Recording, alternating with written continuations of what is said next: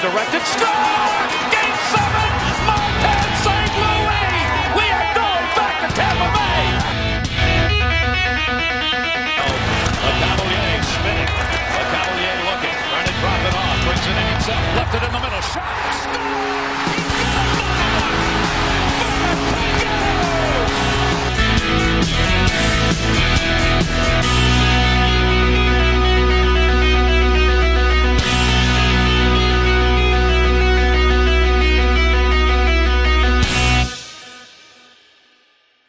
Hello, everyone, and welcome to another episode of the Thunderstruck podcast. My name is Michael Wax, joined here with Jake Ricker and a very special guest today. You may know him from seeing his post and blog post about the Islanders on Isles blog. He was a former contributor on WFAN Sports Radio and Sports Illustrated. Daniel Friedman, thank you so much for joining us, guys. How are we doing today? Doing good. How are you? I cannot complain. Life is going pretty well right now. Jake, yourself, how are you? I'm doing great, Michael. I'm really excited with the Lightning in the Eastern Conference Finals. They've been looking good, and I'm excited to see how this series finishes up. I think we're still in for a good one here. Yeah, I really hope we are, because, each game has presented itself very differently in this series.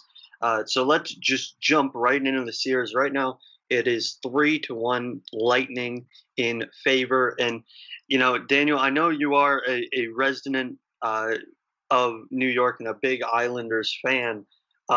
Is there anything that you've seen from the Islanders that you really liked so far in the series in terms of the way that they played? Maybe the style has changed a little bit, or there's been some key contributors that you didn't expect to really have as much contribution?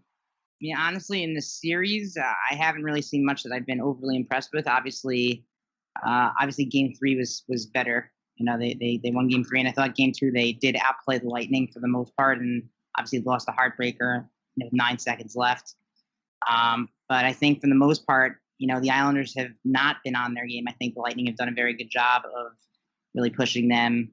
And I think, it's been very hard for the Islanders to get their play going. The Lightning have really dictated the pace and forced the Islanders to play outside of their comfort zone. And so to be honest with you, I think, we've seen a different Islanders team, frankly, because I don't think the Islanders have run into a team quite like the Lightning throughout the entire playoffs. Yeah, and, they have been a really good team. I really liked the way that the Islanders played throughout the first couple of series. I thought they dominated the Capitals, and the Flyers and Islanders had a bit of a rougher series, but I thought they played really, really well against the Flyers as well. So with the way that they've been playing in these playoffs, it's been very surprising to see things sort of change in this series. Yeah, I think what you're seeing really is the difference between, let's say, being a team that's in contention and then being a team that's really ready to, take that next step and go to the cup. You see the difference between a team like Tampa and the difference between and a team like the Islanders. You can tell, there are a few pieces that are missing that Tampa has that the Islanders just simply don't have. You're trying to match, let's say, top lines. I mean, it's not even close. And not that, most teams don't have the luxury of having, two or three stars in the lineup, even with Steve Stamkos out of the lineup. But, the Islanders are very clearly missing a few pieces up front. Their depth, they're a team that gets scoring by committee, but, if you can shut down a couple of those lines as Tampa has, then the lines get very thin. And, at the end of the day, you need to have guys who can really bury the puck. You need to have a guy, not most players aren't Nikita Kucherov, but you need to have a player, a game changer. You need to have a few game changers. Matt Barzal has not really been a game changer in this series, and he's really the only person who I would classify as one on the Islanders roster. I think you tell that the Islanders are missing a step there. And, whether it's the goaltending, with the Islanders having Semyon Varlamov and Lightning having Andrei Vasilevsky, I think you can tell that there's just a step above. You got Victor Hedman on defense. The Islanders don't have a defenseman that comes close to Victor Hedman. The Lightning are just the Islanders are punching above their weight class, and I think it tells you what they need to get, what they need to add to get to that level. I think the Islanders are a really good team, and they're definitely very close to where they need to be. And I think something that's really helped the Lightning is that they've been able to play their game. As we kind of noted a little bit before, is that the Islanders like to play that defensive type of game. Really wear their opponent down. I don't think they've been able to do that for the most part during this series. We've really seen the Lightning take over and control and play that fast-paced style, which this team is honestly built for, which I think has been a huge advantage to the Lightning. I also think that it really didn't help that whatever happened in Game 1. I think that kind of shook the Islanders a little bit because that was a mess of a game for them, and I'm sure it didn't help them confidence-wise. Getting off to a start like that is never a good thing. Now, they definitely rebounded a lot from that Game 1, but I think that's something that has affected them throughout this series. Although Varlamov has been very good ever since that first game. Yeah, to me, the first game is kind of a throwaway game. Obviously, it counts. They lost it and they're down 1-0 in the series, but I think it was not indicative of the way the Islanders have played really the rest of the way. It was just such an anomaly, and you could tell they just were not ready for that game. And I would say, to talk about the touchback on the Lightning. They can play that run and gun style, but you know what? They can play the same game the Islanders do, and sometimes they can beat the Islanders at their own game. They did that. Look, they kind of did that in Game 2. Both. It was a tight checking game. It was a close game, and you know what? At the end of the day, Lightning came out on top. And I thought Tampa kind of threw the Islanders game right back in their face a little bit.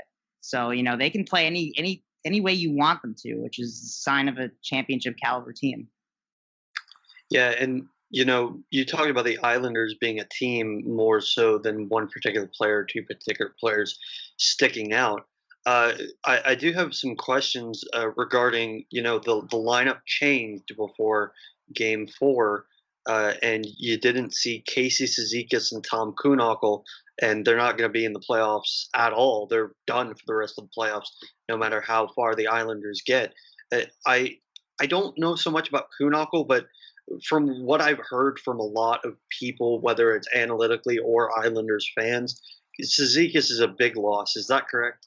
He definitely is. Look, I mean, any way you put it, I think there's a pretty strong consensus. He's the best fourth line center in the NHL.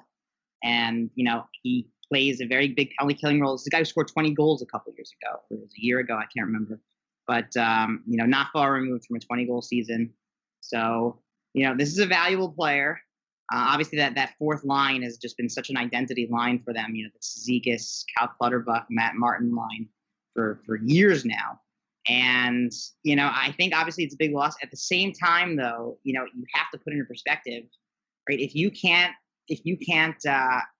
get past losing your fourth line center to injury, if that's the reason you lose in the playoffs, then frankly, to me, then your depth wasn't good enough and you weren't good enough to win. That's injuries are going to happen in the playoffs. Teams that go deep are going to have to handle things like that. Look, the Lightning have been without Steven Stamkos the entire time. I mean, obviously, I think their depth allows them to be without Stamkos a little more than the Islanders' depth allows them to be without Cizikas. But again, put it in perspective. He's the fourth line center. You've got to be able to find a way around that and, to put other players in roles where they, you've dropped JG Pazzo down the fourth line. He's still a very good player. That's why you went out and got JG Pazzo, so that if someone like Cizikas goes down, you have a replacement just there waiting. So, I mean, you've got to be able to overcome that. And if the Islanders aren't, that means they're just not there yet. I think that's a very good point you bring up too, and I think these losses are pretty significant for the Islanders, just because as you mentioned before, some of their top guys haven't been able to perform. Many might have expected them to, and so when you have your top guys not being able to perform at the level that you want them to, you need those fourth line guys to step up and pick up the slack, so to speak, a little bit. You look at guys like Mitchell Stevens, who's come in a couple of times for the Lightning throughout this series. He's been tremendous every time he's come in. And I just don't know if the Islanders seem to have those type of guys that have been able to step up, even though they haven't had any major injuries. Now, again, I think they're close. I think they add those couple of depth pieces. They might be better off in the future here, but I think it speaks to the Lightning depth and shows that the Islanders need to add a little bit more of that, especially when, as you mentioned, these fourth line injuries are what's preventing them, and it's not even a top guy that's going down. Yeah, for sure. I think it's the depth, but I think also it is the top line guys. Ideally, the way the Islanders are really set up, they have two second lines essentially and two third lines. The way I really look at it. And Jordan Eberle and Anders Lee, these are very good players, but they're second liners on a good team. Same goes for Brock Nelson and Anthony Beauvillier. They don't really have that guy. Which is when they tried to go out and get Artemi Panarin. Obviously, this would have been a very different looking team with Artemi Panarin in the lineup. But they don't have a guy like that on the team. So you don't. Other than Matt Barzal, there really isn't a guy you could say that's a first liner. There is no Braden. There's no other Braden Point, Nikita Kucherov type player. They don't have that guy. So I think you still need a piece or two. You definitely need another first line caliber player. You definitely need some depth. I think you definitely need someone to step up as the anchor on defense. So I think there are some pieces missing. Aside from depth, I think frontline talent also. Yeah, and my final question. I don't know about Jake, but we heard Barry Trotz say earlier today. I think it was Arthur Stable put it on Twitter that he is going to mix up the lines and he's going to look at mixing up all of the lines. Is there any particular player in your eyes that really warrants a dramatic shift, whether it's up or down the lineup?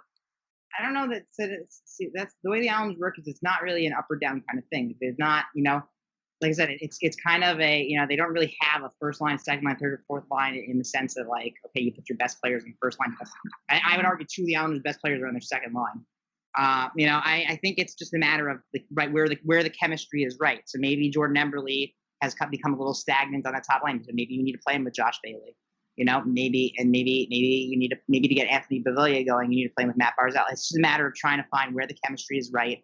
Try to spark certain guys. I think more so than promotions and demotions. I mean, if you want to talk promotions and demotions, I think that there are. I'd certainly like to see Johnny Boychuk play a game. He hasn't played really the entire playoffs. And there are certainly guys on the Islanders' defense, particularly Devon Taves, who have been turning over the puck a lot. That they might warrant, a demotion in the sense that maybe they should be sitting for Johnny Boychuk in a game like this. So if you want to talk promotions and demotions, that's where I'd focus a little more. But for the offense, I think it's just more of figuring out the chemistry.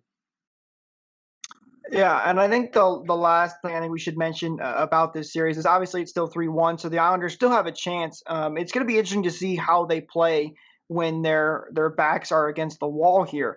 I think something that they really need to do in these next couple of games is try and stop some of the depth guys for the Lightning, like Andre Palat, for example, who's not that top line guy that many people expect. I mean, he's played so well, especially in this series. He also played well against Boston in the last round as well, but he's been a scoring machine lately. I think the Islanders really need to make sure that they're paying attention to him. It seems like sometimes with that Kucherov, Point, and Palat line, they focus too much on guys like Kucherov and Point, which you obviously have to as they're two huge stars in the NHL. But Palat then is able to, get open, end up right in front of the net, and able to put these pucks in when there's no one really on him. So it'll be interesting to see, like I said, how they're going to respond here with their backs against the wall. They've still got a chance here. Varlamov has been great for them, so they'll need to take advantage if the Lightning take their foot off the gas a little bit here, as they've sometimes done, like last year, for example. They haven't really done it this year, so we'll see how this ends up. But they still got a shot here, but they're going to need to do a lot of different things than what they've been doing in these previous games. They need to get a little bit of that game 2 back in them. Yeah, 100%. And you know what they say, the fourth one's the hardest to win. I think the Islanders are, listen, I think you're going to see their best game of the year, tomorrow. I think you better see their best game of the year tomorrow, honestly. Otherwise, I don't know, done for sure. But, I think, I don't think the series ends in 5. I don't think the Islanders win the series, but I don't think it ends in 5.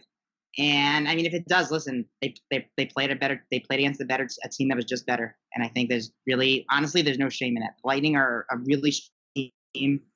Frankly, I think they're better than any team that's left. It would be a massive disappointment if they don't win the Stanley Cup. And I think they've got the right stuff. I think it's a very fair point. Yeah, I appreciate the kind words about our team. Best of luck to the Islanders, whether it is in this series or in the off season. I know there's a lot of tough decisions to make regarding people like Matt Barzell, but it's going to be a very fascinating and very quick turnaround into the 2020-2021 season. Daniel, thank you so much for joining us once again. I mentioned earlier where you are in terms of where you've been in writing pieces, but if anybody wanted to get some more of your content, where can they find you? I mean, you can certainly follow me on Twitter at Dan J. Friedman. Always posting hot takes, and follow me at your own peril. And I'll see you there. Thanks, guys. Thank you so much. Have a good one. Big thanks to Daniel J. Friedman for joining us, and we're just going to continue on with the rest of the podcast, going to our next series, the Western Conference Finals, Vegas versus Dallas, where Dallas is up 3-1 in the series. I know that I predicted Vegas to win in our little group setting and our picture that we posted on Baybolt.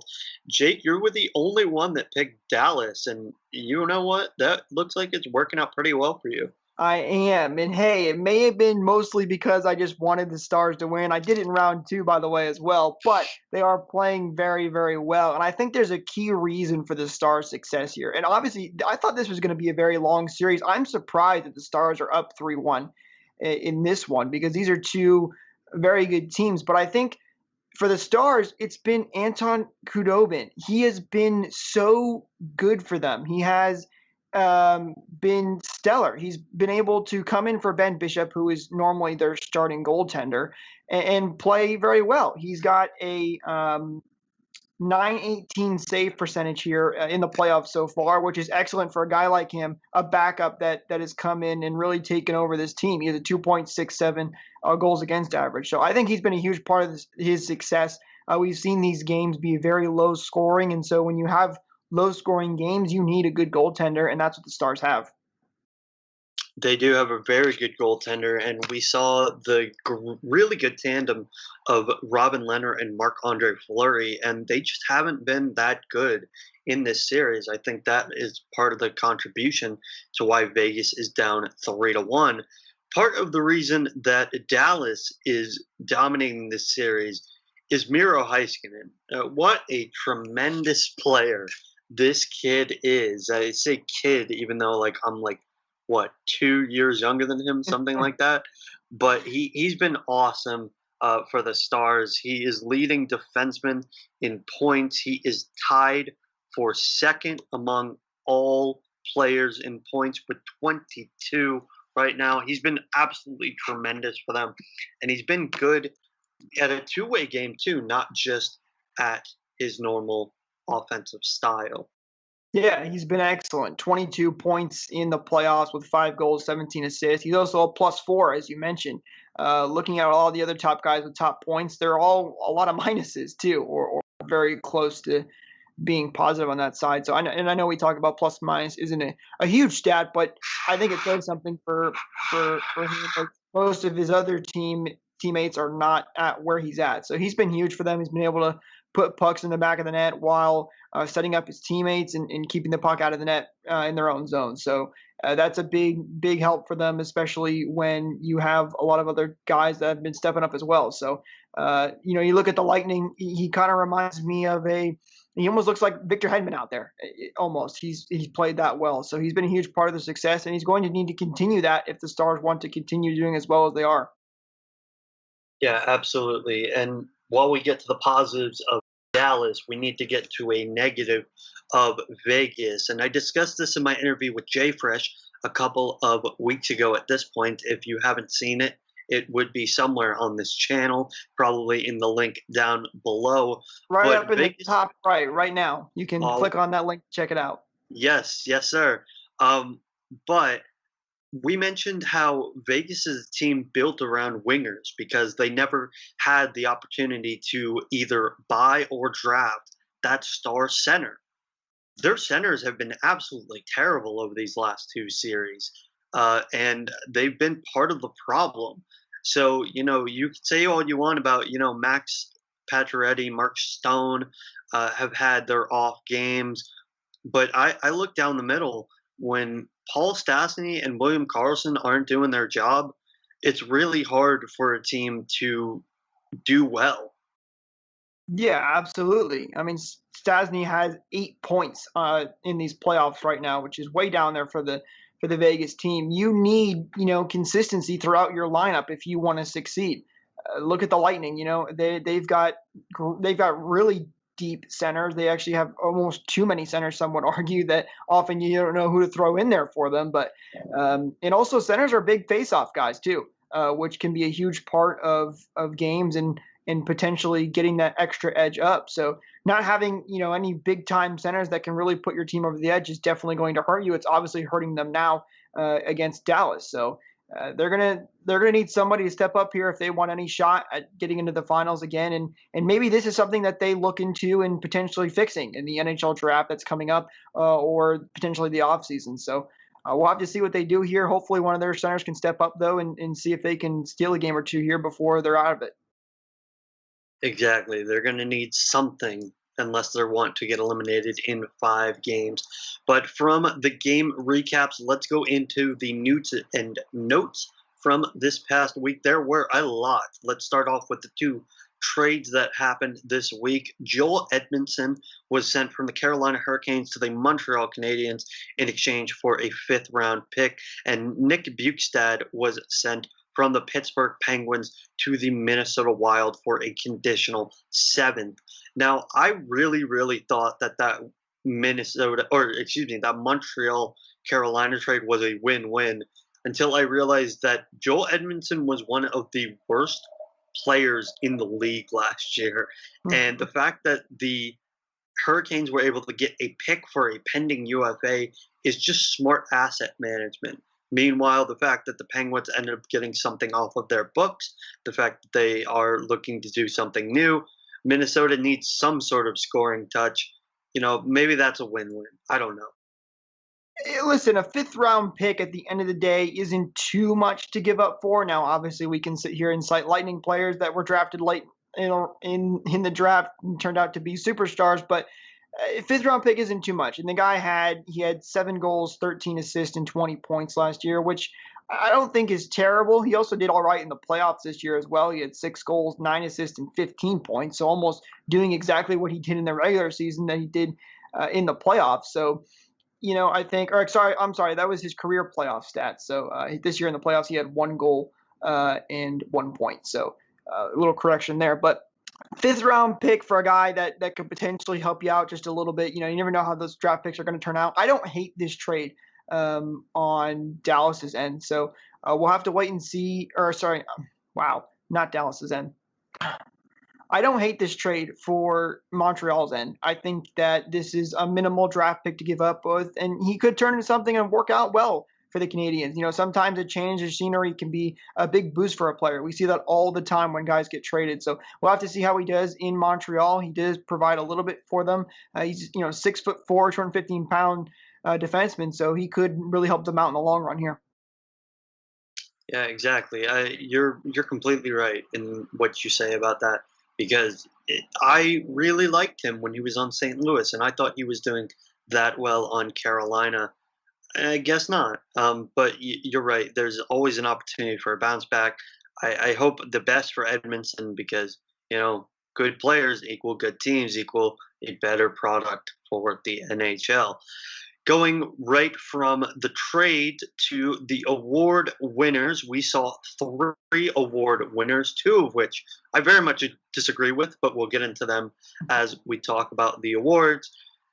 For the GM of the year, Lou Lamoriello of the New York Islanders. For the Lady Byng, Nathan MacKinnon of the Colorado Avalanche. And for the Jack Adams, Bruce Cassidy of the Boston Bruins. Jake, what are your thoughts? Because I have a lot.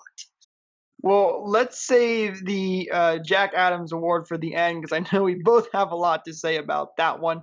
But listen, for the Lady Byng Trophy, Nathan MacKinnon, this one doesn't surprise me too much. I think, Nathan MacKinnon's obviously becoming the face of the league very quickly, right behind guys like Connor McDavid. So this is a big award for him. And then for those that don't know, by the way, the Lady Byng Memorial Trophy is presented each year to the National Hockey League player that has to have exhibited the best type of sportsmanship throughout the year. So that's why he got this award. Now, obviously, I don't know behind the scenes, what this guy's doing and what his kind of sportsmanship is, but he's got that, that feel of just a really fun, high energy kind of player for the NHL. And I think the NHL, even though they don't pick who gets these awards, want to put him in the spotlight, and that's what's happening here with this Lady Byng Trophy. So I don't hate this for him. I think he definitely deserves it. He's an up and coming star in the NHL, and he's going to grow a lot very soon in these next couple of years.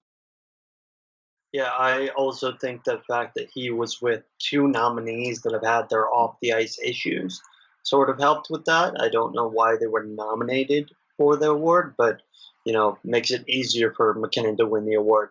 What about the GM of the year, Lou Lamoriello? Hey everybody, Editor Jake here. I started talking about the Canucks GM here instead of the New York Islanders GM who actually won the award. So just want to let you guys that know real quick, I've made a little bit of a mistake. So I'm not talking about the New York Islanders GM like Michael asked me about.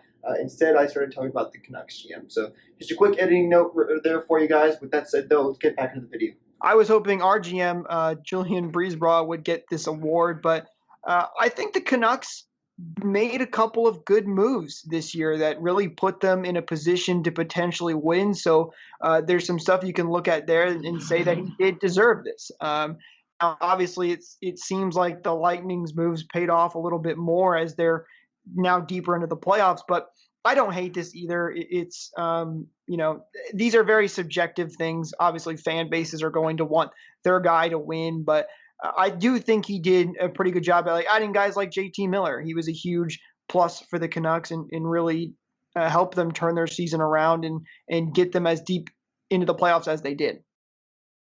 Yeah, I think Jim Benning would have been a great pick for it because he did make those trades and had those pipeline prospects come and flourish for the team this year.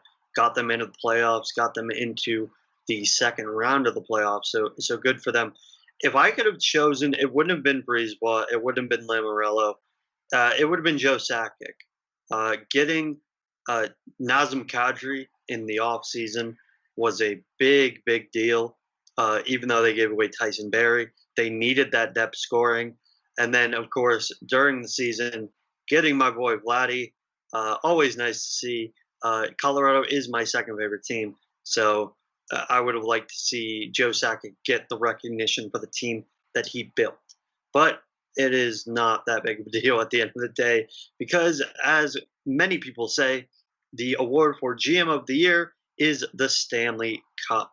And 3 people, not counting the Islanders, have that shot of winning the Stanley Cup right now. Now getting into the final award is the Jack Adams. And both of us have our thoughts on this. But Jake, why don't you go first with talking about Bruce Cassidy? Listen, as Lightning fans, we all know that we have an obvious extra hatred toward the Boston Bruins. So anytime their players win any kind of award, we're not going to be happy. But I really don't think this was a deserved trophy. Yes, the Boston Bruins were the #1 team in the regular season here that was cut short.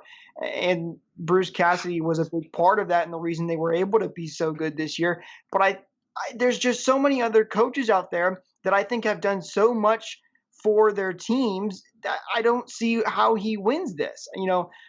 I mean, heck, you look at a guy like John Tortorella even, who finished 3rd in the voting. I thought he was pretty deserving of this trophy, obviously taking every team he goes to the next level and making the playoffs, even though they didn't get out of the first round here. But, I think Bruce Cassidy, you look at his comments that he made, like against Yanni Gourde, that's not what I think a great coach does. I don't think that shows that he creates a great locker room environment. Now, obviously, I don't know what goes on behind the scenes. I don't see the behind the scenes work, but that to me just shows a poor coaching environment, a poor coaching job from him. So that kind of stuff is what rubs me the wrong way. I think the Bruins play that kind of gritty, dirty game. So, and again, I'm a Lightning fan, so I'm obviously not going to like this pick, but I was very surprised to see this. I thought there was a lot of other players that or coaches that were much more deserving of this. Yeah, I would totally agree with you. The problem that I have with it isn't so much the fact that Cassidy won, but the framing of the award makes it the most confusing award. And we talk about the Hart all the time being a very confusing award because it's basically the most valuable player to their team, not necessarily the best player. Well, the Jack Adams is basically the coach that's most valuable to your team, not necessarily the best coach. You look at last year, Barry Trotz ended up winning it, deservingly so, because he took an Islanders team that a lot of people thought weren't going to do anything, and he brought them to the playoffs and he brought them to the second round.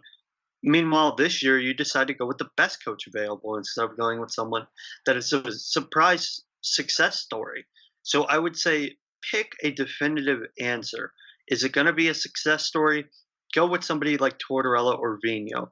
If it's best coach, John Cooper should have won the award last year. I'm just saying the way that the trophy is constructed is the most confusing thing in the world, and I think that needs to change more than anything else. It seems like confusing is a common theme in the NHL, isn't it? Especially like with things like even player safety, that's not even consistent. So hopefully the NHL can do something about that because boy, is it frustrating. It is extremely frustrating.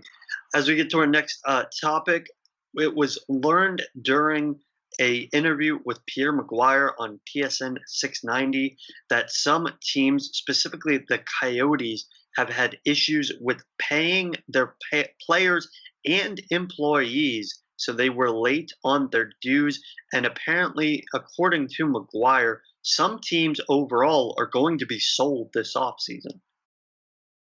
Yeah, listen, this wouldn't really surprise me, especially in the Arizona Coyotes position. They've had a basically disastrous couple of years here, especially this year with them losing some draft picks now, their GM leaving them as well. So there's a lot that's going on for the Arizona Coyotes. They've also had their stadium problems for a number of years now. So this is a bummer for the NHL, I think. I think they would love to see a team like the Coyotes succeed, but being bought to potentially here could be the best thing for a team like the Coyotes. New ownership can really change the way a franchise looks. I mean, take a look at the Lightning and Jeff Vinik. He has brought this franchise to a new level. I mean, they were doing really good before, but look what he's done for the city. Look what he's done for the team. And he's done so much and put so much money back into this franchise that they've become one of the top performers in growing teams in the National Hockey League. So hopefully if they do get bought here, it's somebody that can really come in and change the culture because obviously there seems to be a little bit of an issue there and help them out with their stadium situation and really build the fan base and the community in Arizona because there's obviously some problems and it's not going well over there. And just a quick comment on that. I've been to Arizona. Went to one of their games. The fan base is there. The stadium is just terrible. So they could just find a way to get a new stadium in the middle of Arizona where anybody could go, preferably in the middle of Phoenix. I think they'll be fine. But, the fans are there. They're passionate. So it's tough. I understand it as a Rays fan, also seeing, stadium troubles. But the fact that the Coyotes aren't the only one is a little bit scary, but we'll have to wait and see for the off season. Also, keep in mind we are in the middle of a pandemic, so I guarantee that has something to do with it. Hopefully, we do get through this very soon and things start to return to a little bit of a normalcy. But I think that also could have an effect on this situation as well. Once again, agree with everything you say, Jake. Let's go to our next topic, which happened to be something that was quite shocking in the revelations of the season. The Washington Capitals in the bubble sort of treated it like a joke, sort of treated it like a vacation. They were knocked out, as we know, in the first round by the New York Islanders. They did not look very good in the round robin, and I think now we know why. So, more than anything, this is very just disheartening to see. And I hope that whoever the new coach is comes in and makes some sort of a culture change. Yeah, this is a bummer for the NHL for stuff to come out like this because when outsiders look at this and see, wow, there's not even their own teams that are competing for the Stanley Cup don't even care. That can be a bad look on their product.